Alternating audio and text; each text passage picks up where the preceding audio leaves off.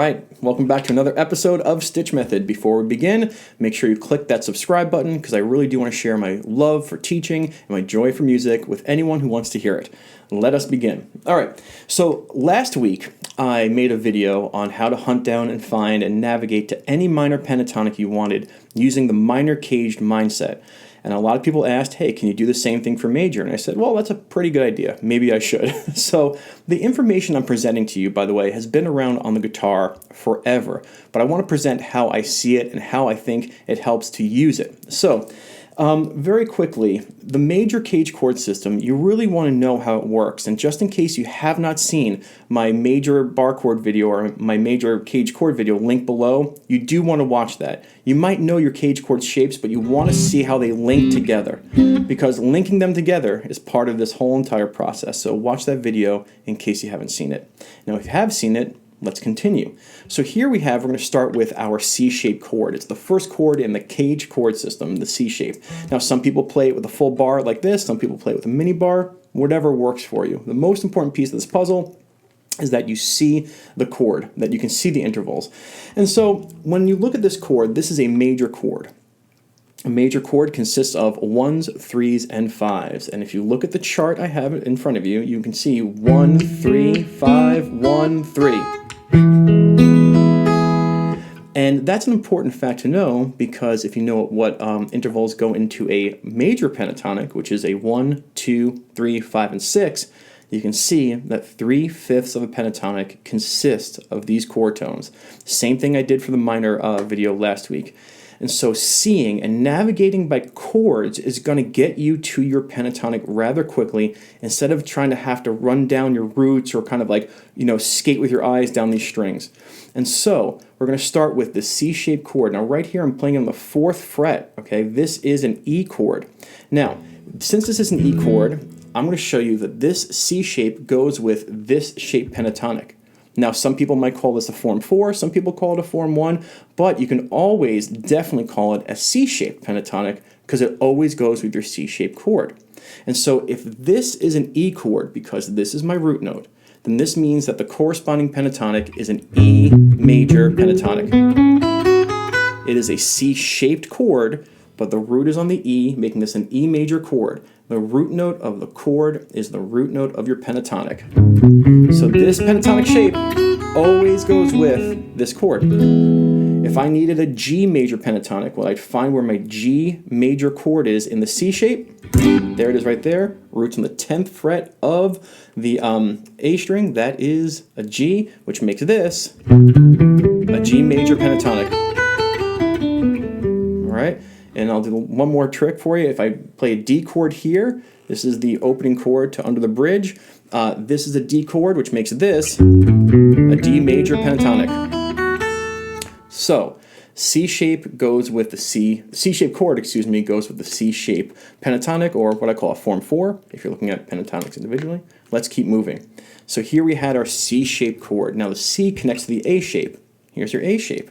Well, if the C shape connects with a form 4, then the A shape connects with a form 5. Let's take a look at these intervals. You have 1, 5, 1, 3, and a 5 here, in case you want to play it, this way. But it's 1, 5, 1, 1, 5, 1, 3, 5. And so this goes with a form 5 pentatonic. As you can see in the chart, the intervals are right there, but now you can call it an A-shaped pentatonic. And this stuff comes into use really, you can use it really well when you start improvising, which I'll make some videos about that soon. And so here we have our A-shaped E chord. This is an E chord. My root note is on the E. I have my A-shaped chord. This goes with the form 5 pentatonic. So if I need an E major pentatonic and I can see this chord, then I can jump right into the chord tones if I want to and play the pentatonic like that. All right? So A shape goes with form 5.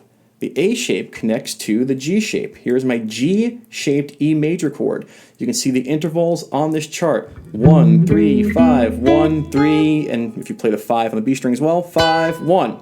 And so this guy here, if you look at just my fingers, you can say, oh yeah, that G shape goes with the form 1 pentatonic. It does, the most common shape. All right, the intervals of the chords are important because the root note of the chord is the root note of the scale. So if I'm playing if I'm playing a G-shaped E chord here, or like this, you can play it a couple different ways. The root note is here, which means that this is an E major pentatonic. So if I need an E major pentatonic, I can jump to any one of those shapes so far, the C shape, the A shape, the G shape. I know this is my form 4. I know this is my form 5 pentatonic. I know this is my form 1. Let's keep going. We're going to come up to here, which is the E shape, okay? So G connects to E. Here's my E shaped. It's really tight up here. The E shaped E chord, a regular bar chord. Now this goes with a form 2 pentatonic, but if you look at the chart first, you can see the intervals are 1, 5, 1, 3, 5, 1. And those intervals are the same for the pentatonic, and this goes with the form 2 pentatonic. And again, that chart is going to show you that the chord tones are right inside of it. So anytime I need an E major pentatonic, I can play this E-shaped chord, and this always goes with a form 2. And when you think about it like this, you already have the chord tones built in. When you think about coming in on the chord tones and seeing the chord tones, you automatically come in with a note that's going to bond you right to the moment. Last one, the D shape. Now, I can play a D shape up here, but it's tight, so I'm going to bring it down here, okay? So the D shape chord, this is an E chord. This is my E root note here, and you can play it like this if you have really awesome stretchy fingers, and if you watch my video, I play an abbreviated version of it. Whichever version you see is fine.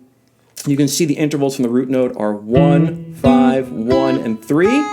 And then this this chord shape goes with the form 3 pentatonic. You can see in the chart here that it has the chord tones within it and the shape. You can kind of see that D-shaped chord sticking out. And remember, the root note of the chord is the root note of the pentatonic. So if I'm playing a D-shaped E chord here, that means that my form 3 pentatonic right here is an E major pentatonic, and then my root note of the chord is the root note of the scale, and now we're back, the D shape connects back to the C shape, and we're back to the beginning.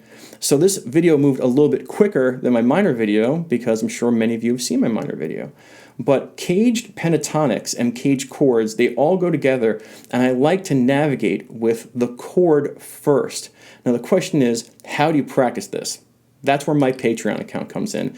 I have a tier called Practice Sessions and Bonus Lessons, which I'm going to be writing some different progressions and shout them out, and you get to practice moving these around.